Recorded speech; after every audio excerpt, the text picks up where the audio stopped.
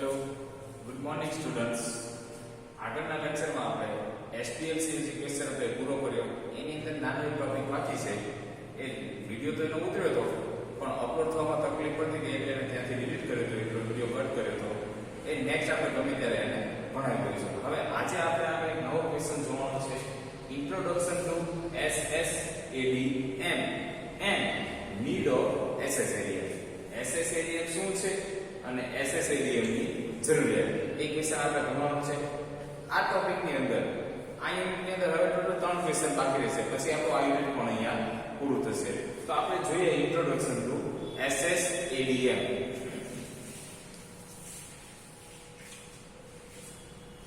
SSADM નું full form છે structure system analysis development method. Structure system analysis development method. જોઈએ એમાં શું છે. Structure analysis is a development method that allows the analyst to understand the system and its activity in a logical way. Structure analysis એ શું છે તો કે એ પણ એક પ્રકારની ડેવલપમેન્ટ મેથડ જ છે that allows the analyst, A analyst ને શેની પરમિશન આપે છે તો કે to understand the system and its activities. એટલે કે આખી સિસ્ટમ ને સમજવી અને સિસ્ટમ ની અંદર જે કંઈ પણ પ્રક્રિયા ચાલે છે એને કેવી રીતે તો કે એના લોજિકલ વે, એના લોજિકલ વે ની અંદર સમજવા માટે સિસ્ટમ એનાલિસ્ટે કોનો ઉપયોગ કરવો પડે છે તો કે એની ડેવલપમેન્ટ મેથડનો. આગળ જોઈએ. It is a systematic approach which use graphical rules that analyze and refine the objective of an existing system and develop a new system specification which can be easily understandable by user.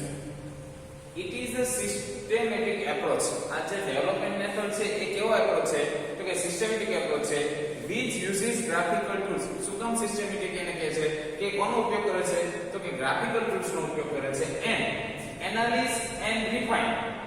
Graphical tools નો ઉપયોગ શેના માટે કરે છે તો કે એ જે કે પણ ટૂલ્સ અથવા એની અંદર જે કે ઇન્ફોર્મેશન છે એને એનાલિસિસ કરવા માટે અને રિફાઇન એટલે અલગ પાડવું, એને રિફાઇન કરવા માટે. શું તો કે the objective of an existing system. હાલમાં તમારી જે સિસ્ટમ છે એની અંદર સુધારા વધારા કરીને નવી સિસ્ટમ બનાવવી હોય તો એ સિસ્ટમને તમારે એનાલિસિસ કરવું ને જરૂર લાગે એને રિફાઇન કરવું.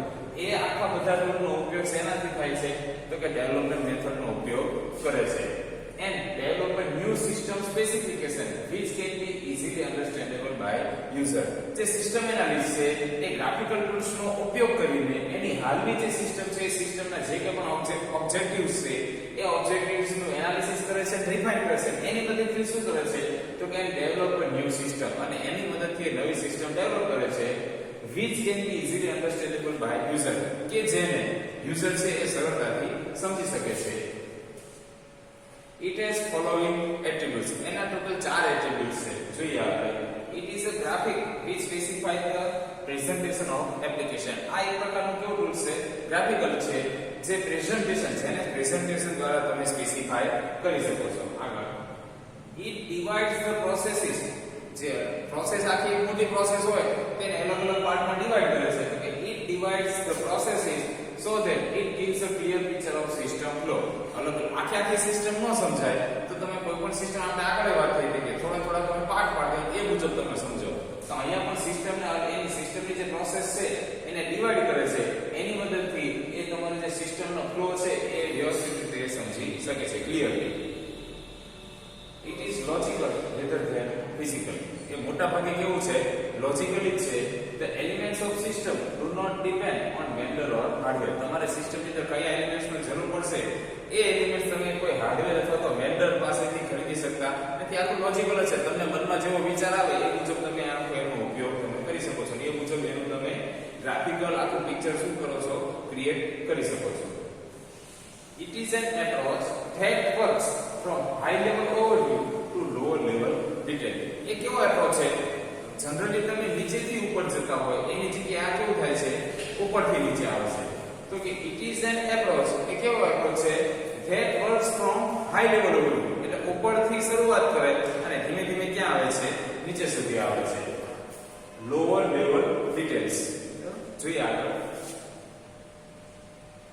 need of SSADM એટલે કે structure system analysis development method એની જરૂરિયાત શું કામ છે કે કન્વેન્શનલ સિસ્ટમ ડેવલપમેન્ટ મેથડ એટલે કે SDLC જે આપણે આગળના લેક્ચરમાં ભણી ગયા SDLC ની વાત કરશે હેઝ સમ લિમિટેશન SDLC ને અમુક થોડીક એવી લિમિટેશન છે and this limitations are the need of SSADM અને એની જે લિમિટેશન છે એ લિમિટેશન છે એ SSADM ની શું બની જાય છે જરૂરિયાત બની જાય છે એટલે અહીંયા તમને એક ક્વેશ્ચન ની અંદર બે ભણવા મળશે એક તો લિમિટેશન ઓફ SDLC ની ખ્યાલ આવી જશે અને નીડ ઓફ SSADM પણ અહીંયા ખબર પડી જશે.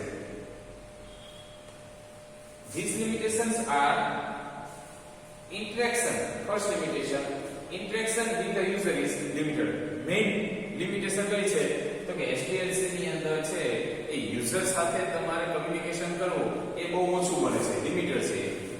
The user interact with the system analyst at the problem identification and feasibility study stage. User છે એ SDLC ની કયા ફેઝ ની અંદર એનાલિસ્ટ સાથે કમ્યુનિકેશન કરે છે તો કે જો કોઈ પ્રોબ્લેમ આઈડેન્ટિફાઈ કરવાનો હોય તો એન્ડ ફેસિલિટી સ્ટડી સ્ટેજ આ બે સ્ટેજ છે આ બે સ્ટેજમાં યુઝર છે એનું એનાલિસ્ટ સાથે ઇન્ટરેક્શન થતું હોય છે એ સિવાય યુઝરની જરૂર પડતી નથી. After that they are expected to use the system when it is implemented અને એના પછી યુઝર ક્યારે કમ્યુનિકેશન કરે છે તો કે આખી system after that they are expected to use the system when it is implemented જ્યારે આખી સિસ્ટમ ઇમ્પ્લિમેન્ટ થઈ જાય પછી એ સિસ્ટમ યુઝ કરવાની એક્સપેક્ટેશન રાખતો હોય છે અને આશા રાખતો હોય છે. Hence for the user the new system is a black box એટલા માટે કે છે કે નવા યુઝર માટે આજે હાલની કોઈ પણ યુઝર માટે જે નવી સિસ્ટમ છે શું છે બ્લેક બોક્સ એક અંધારા મોડા છે અંદર શું છે આપણે કઈ ખબર હોતી નથી. આખી સિસ્ટમ ઇમ્પ્લિમેન્ટ થઈને આવે તમે વન બાય વન જોવો ત્યારે તમને આઈડિયા આવે છે કે આ શું છે ત્યાં સુધી એના માટે કેવું હોય છે બ્લેક બોક્સ હોય છે. Further, in SDLC, there is no proper mode for the user to express his requirements clearly to the analyst at different stage. હજી આગળ એક રીતે જોઈએ તો SDLC ની અંદર there is no proper mode for the user to express his requirement. User પોતાની requirement properly express એટલે કે properly દર્શાવી શકતો નથી clearly to the analyst at different stage. SDLC ના અલગ અલગ જેટલા સ્ટેજ છે દરેક સ્ટેજ ની અંદર યુઝર છે એ પોતાની રિક્વાયરમેન્ટ ક્લિયરલી સ્પેસિફાઈ કરી શકતો નથી. The system analyst is constantly overwhelmed with the business and technical details of the system. System analyst is constantly overwhelmed with the business and technical details of the system. જે system analyst હોય છે એ તમારી સિસ્ટમની અલગ અલગ detail માટે કેવો હોય છે કોન્સ્ટન્ટલી એટલે કે એની અંદર રચા બચારે હોય એને શું કહેવાય કોન્સ્ટન્ટલી ઓવરહેડ એ એની અંદર જ હોય છે રચા બચારે તો યુઝરને ખબર નથી હોતી કે એની સિસ્ટમની અંદર શું થઈ રહ્યું છે. તો SDLC ની આ પણ શું છે લિમિટેશન છે. The analytical tools of SDLC like system flowchart, program flowchart, etc. are concerned more with physical aspect of the system rather than the logical one. ખરેખર આપણે આગળ જોયું એમ આ જે ડેવલપમેન્ટ મેથડ છે એ વધારે કેવી છે તો કે લોજિકલ rather than physical એટલે કે મોટા ભાગે કેવું છે લોજિકલ છે.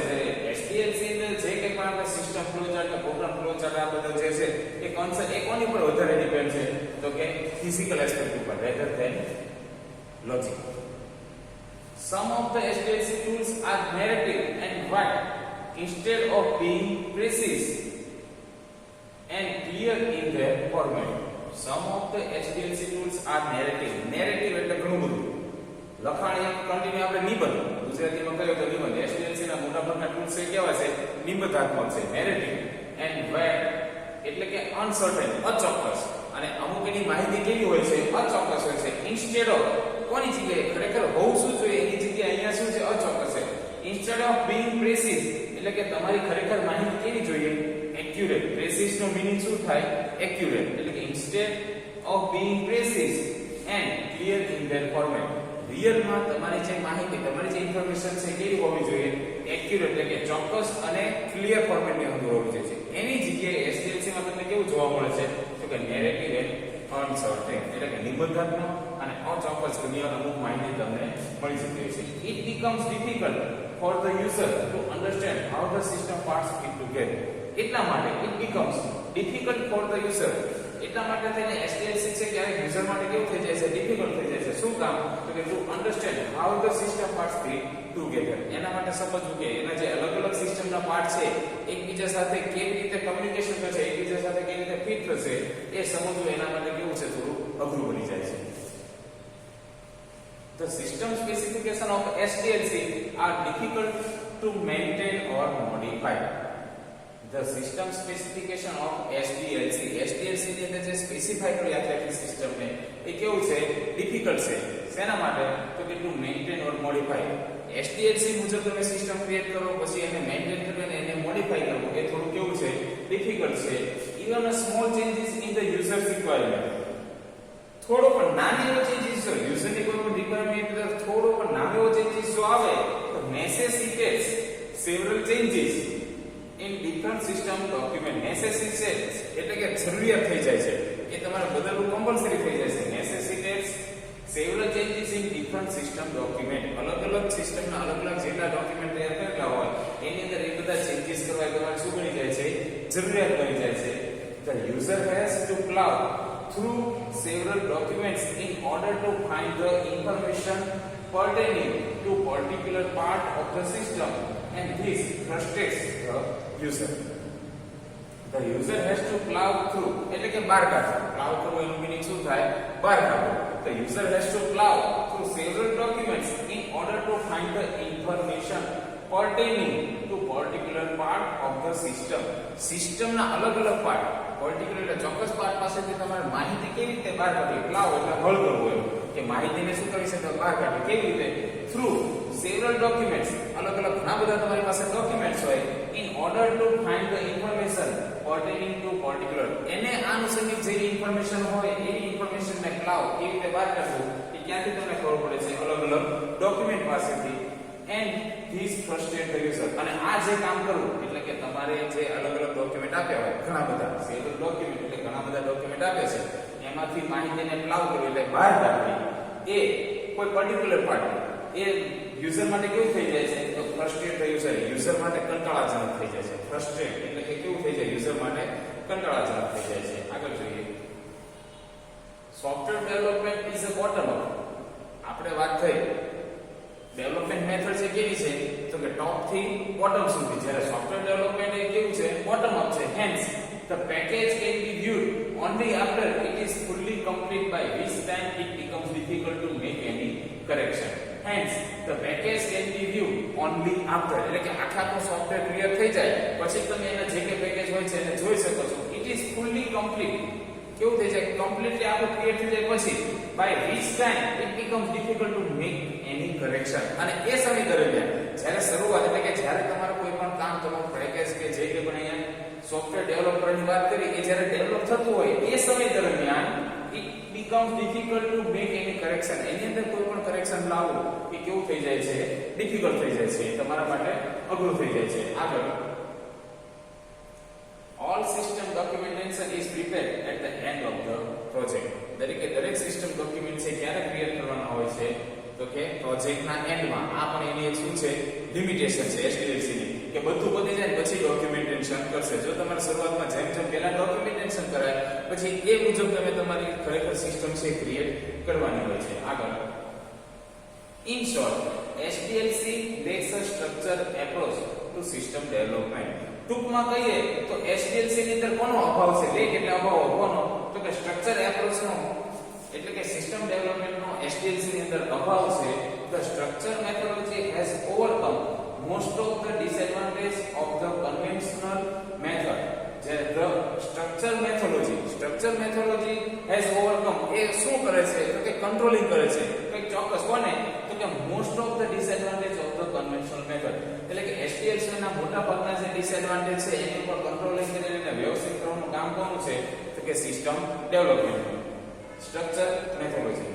We shall discuss the structure method here in this chapter. આપણે આ ચેપ્ટર ની અંદર આના સ્ટ્રક્ચર મેથડ વિશે સમજવાનું છે. આ વાત થઈ આપણી મિડ ઓફ SSADM. હવે આગળના લેક્ચરમાં આપણે સ્ટ્રક્ચર એનાલિસિસ, સ્ટ્રક્ચર ડિઝાઇન એના વિશે આપણે આગળ ભણશું. એ જે ક્વેશ્ચન મહત્વનો છે, આ ક્વેશ્ચન રેર કેસમાં કદાચ તમારે પૂછાયેલો છે. આગળ જોઈએ system survey.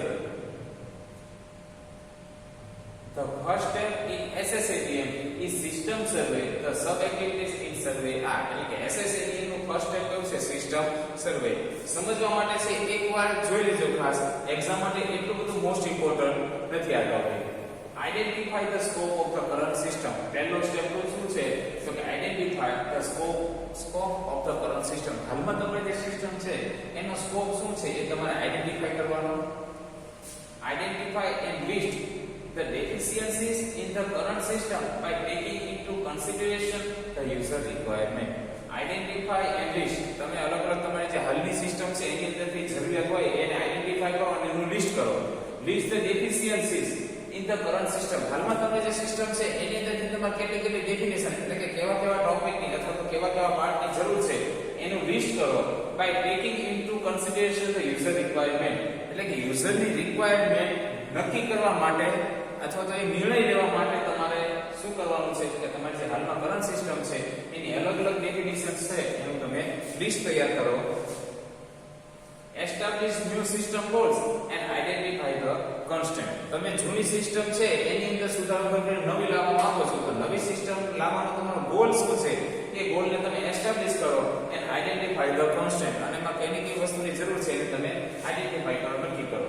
આગળ જો prepare a document consisting of પછી તમારે જે જરૂરિયાત લાગે એવા ડોક્યુમેન્ટ તૈયાર કરો કે જેની અંદર શેનો સમાવેશ થતો હોય. consisting of goals and objective કે તમારો ગોલ શું છે અને તમારો ઓબ્જેક્ટિવ શું છે એટલે કે હેતુ શું છે. Customize project life cycle. constraint regarding technical and procedural aspect. cost benefit analysis. બરાબર, આટલા ચાર છે. આ તમારા ડોક્યુમેન્ટ, આ તમારા હેતુ મુજબ તમારે તમારું ડોક્યુમેન્ટ શું કરવાનું હોય છે? પ્રિપેર કરવાનું હોય છે. અહીંયા આપણો આ ક્વેશ્ચન પૂરો થાય છે. હવે આગળના લેક્ચરમાં આપણે સ્ટ્રક્ચર એનાલિસિસ અને સ્ટ્રક્ચર ડિઝાઇન વિશે સમજશું. Thank you.